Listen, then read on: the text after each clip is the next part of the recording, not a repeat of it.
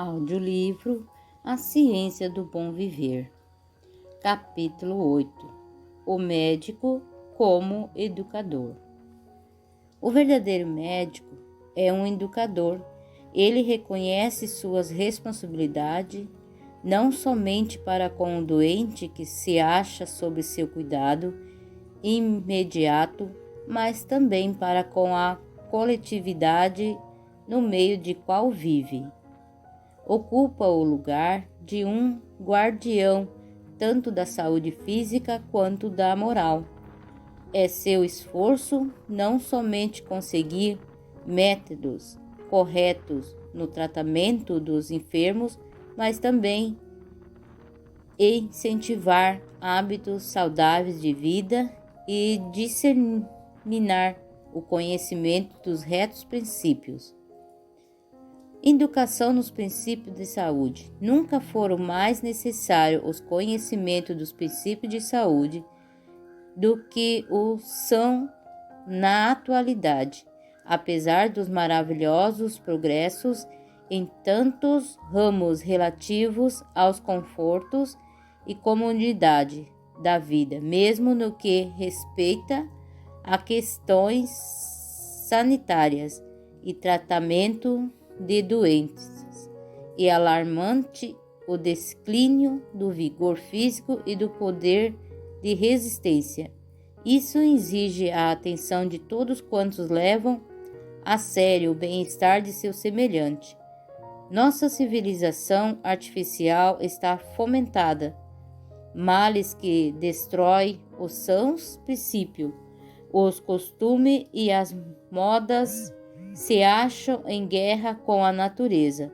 As práticas a que eles obrigam e as condescendências que fomentam estão diminuindo rapidamente a resistência física e mental e trazendo sobre a humanidade um insuportável fardo.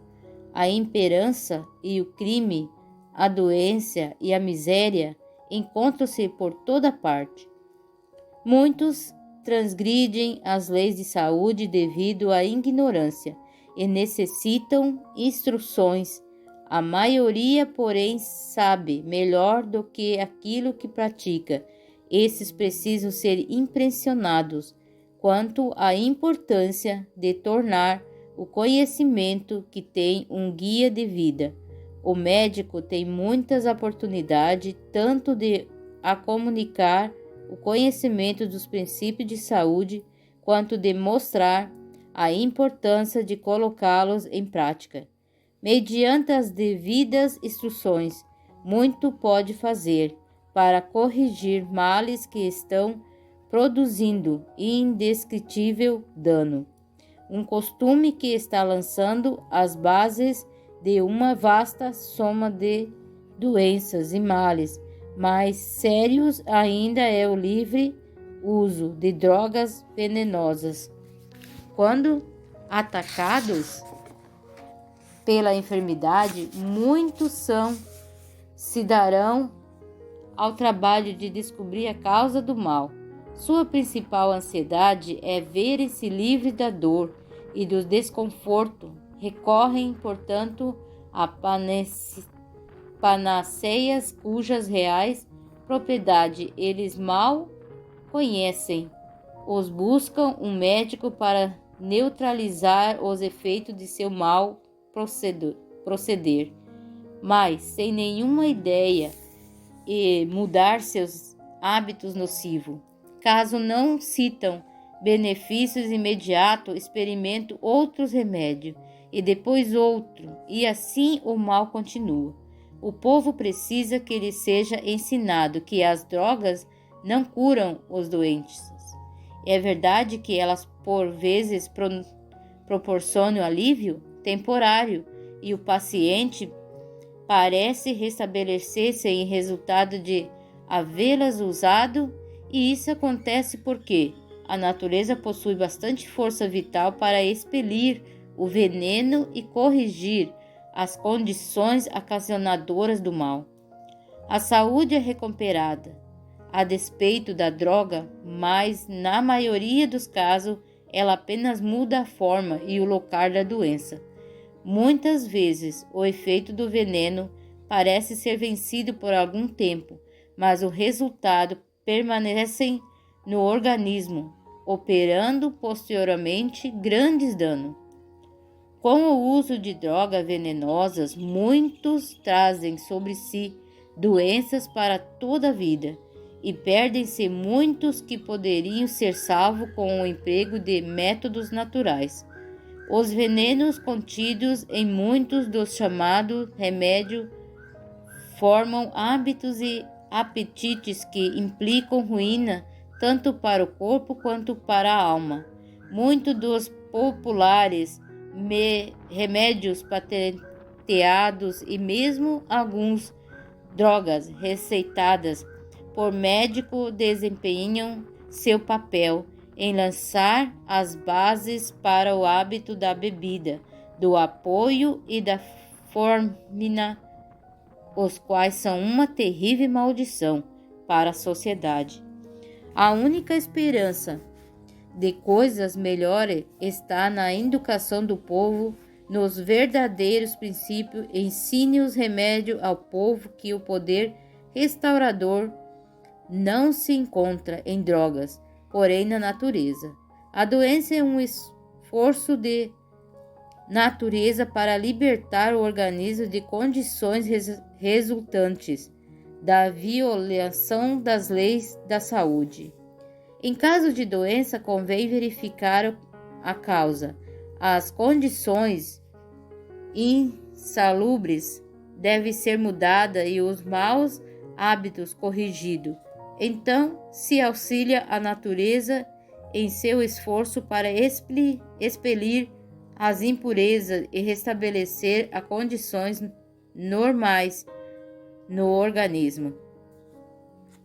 Remédios naturais: ar puro, luz solar, abstinência, repouso, exercício, regime conveniente, uso de água e confiança no poder divino.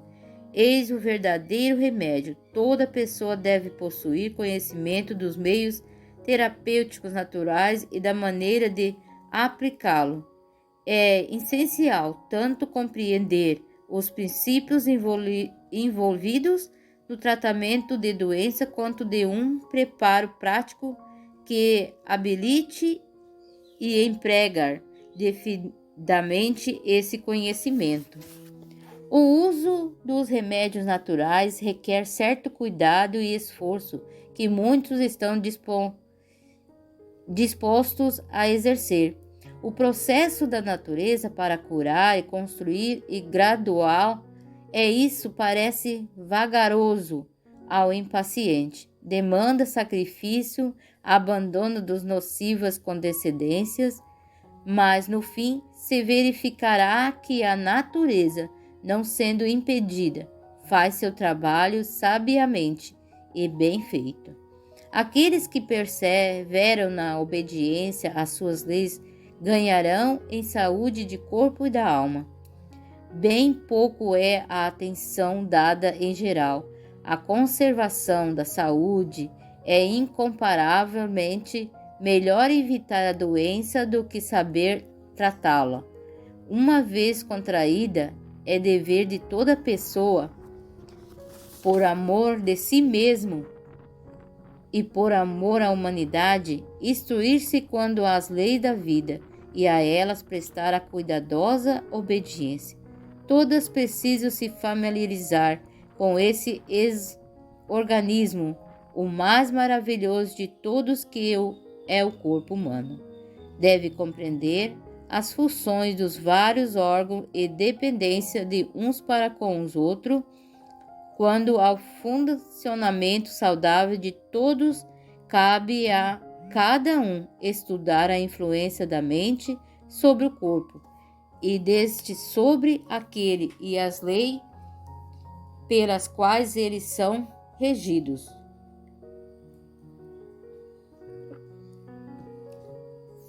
O preparo para a vida, o preparo para a luta da vida nunca será demais.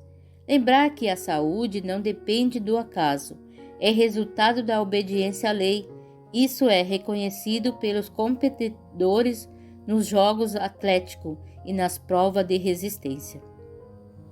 Esses homens preparam-se da maneira mais cuidadosa, submetem-se a um treino perfeito e a uma estrita disciplina. Todo o hábito físico e cuidadosamente regulado sabe que a negligência, o excesso ou a indiferença que enfraquecem ou prejudicam qualquer órgão ou função do corpo resultariam na derrota certa. Quão mais importante é tal cuidado para assegurar o êxito na luta da vida.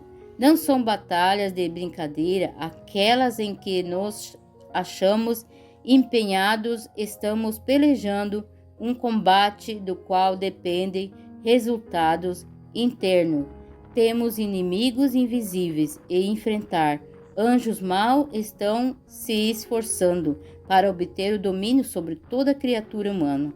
Tudo quanto prejudica a saúde não somente diminui o vigor físico, como tende a enfraquecer as faculdades mentais e morais.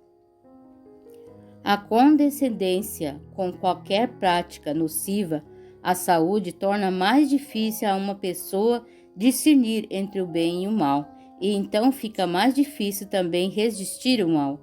Aumenta o perigo de fracassos e derrota. Os que correm no estádio, todos na verdade correm, mas só um leva o prêmio. 1 Coríntios 9, verso 24. Na luta em que nos achamos empenhados, pode ganhar todos quantos se disciplinam e si mesmo pela obediência aos retos princípios. A prática desses princípios nos detalhes da vida é muito frequentemente considerado sem importância, algo muito trivial para exigir atenção, no entanto, em vista das consequências em jogo, coisa alguma daquilo com que temos de tratar é insignificante. Toda a ação lança seu peso na balança que determina a vitória ou a derrota da vida. O texto nos manda: corram de tal maneira que ganhem o prêmio. Quanto aos nossos primeiros pais, o desejo imoderado trouxe em resultado perda do Éden. A temperança em todas as coisas tem mais que ver com a nossa restauração no Éden do que as pessoas imaginam, indicando a renúncia prática pelos competidores nos antigos jogos gregos. O apóstolo Paulo escreveu: todo atleta em tudo se domina, aqueles para alcançar uma coroa corruptível. Nós, porém, incorruptível, assim corro, também eu, não sem meta, assim luto, não como desferido golpes no ar, mas esmurro o meu corpo e reduzo a escravidão, para que, tendo pregado a outros, não venha eu mesmo a ser desqualificado. 1 Coríntios, capítulo 9, verso 25 ao 27. O progresso da reforma depende de um claro reconhecimento da verdade fundamental, ao passo que de um lado espreita o perigo em uma estreita filosofia e numa rígida e fria ortodoxia. Há, por outro lado, maior perigo num descuidado liberalismo, o fundamento de toda forma estável e a lei de Deus. Cumpre-nos apresentar em linha distinta a claras a necessidade de obedecer, e essa lei, seu princípio, devem ser mantido perante o povo.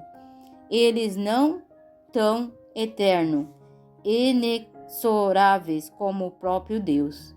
Um dos mais deploráveis efeitos da apostasia original foi a perda do poder de domínio próprio por parte do ser humano. Unicamente à medida que esse poder é reconquistado, pode haver real progresso. O corpo é o único agente pelo qual a mente e a alma se desenvolvem. Para a edificação do caráter, dai ao adversário dirigir suas tentações, para o enfraquecimento e degradação das faculdades físicas. Seu êxito, neste ponto, implica a entrega de todo o corpo ao mal. As tendências de nossa natureza física, a menos que estejam